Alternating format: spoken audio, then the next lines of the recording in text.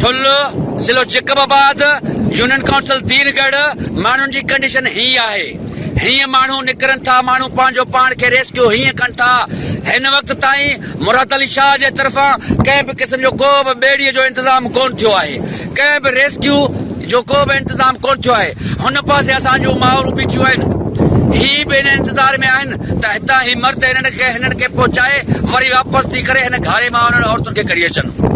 ओ डीसी जैकबाबाद, ओ सैयद मुराद अली शाह, 8 अरब रुपया कहिड़े तुमत में ख़र्च कया आहिनि, किथे ख़र्च कया थी?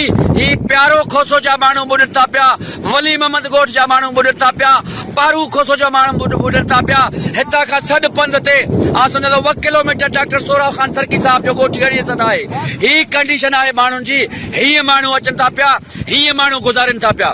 हिन वक़्त ताईं रेस्क्यू जो कंहिं बि क़िस्म जो को बि बंदोबस्तु कोन कयो वियो आहे। माण्हू पंहिंजी मदद पाण था त हू असांजी अम्मा ॾिसो, हू ॾिसो ज़रे घटि गले ताईं पाणी अचण वारो आहे, उन्हनि खे गले में पाणी पहुचण वारो आहे। हीअं माण्हू निकिरनि था पिया। लख लानत तो ते मुराद अली शाह, लख लानत तो ते सिंध हुकूमत। तव्हां माण्हुनि जी अॻिते पाणी तमामु गहरो आहे, असां अॻिते वही कोन था सघूं। ही कंडीशन आहे।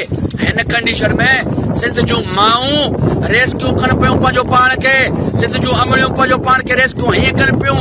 तालकोट ठुल ज़िलो जैकबाबाद यूनियन काउंसिल दीनगढ़, उन दीनगढ़ जी ही सूरत हाल आहे। ही सूरत हाल आहे। ओ डीसी जैकबाबाद साहब, ओ डीसी जैकबाबाद साहब, हिकिड़ी ॿेड़ी मोकिल ऐं आर्मी जेकॾहिं ही ॿुधे त आर्मी महिरबानी करे हिते रेस्क्यू करे, आर्मी जा जवान पहुचनि। ही हिते क़यामत जो मंदरु आहे। ही हिते माण्हू मरनि था पिया, लुॾनि था पिया, तरनि था पिया, लुड़नि था पिया। सिंध हुकूमत तरफ़ां हिननि माण्हुनि खे रेस्क्यू करण जे हवाले सां हिन वक़्त ताईं सिंध हुकूमत तरफ़ां का हिकिड़ी ॿेड़ी बि कोन पहुती आहे।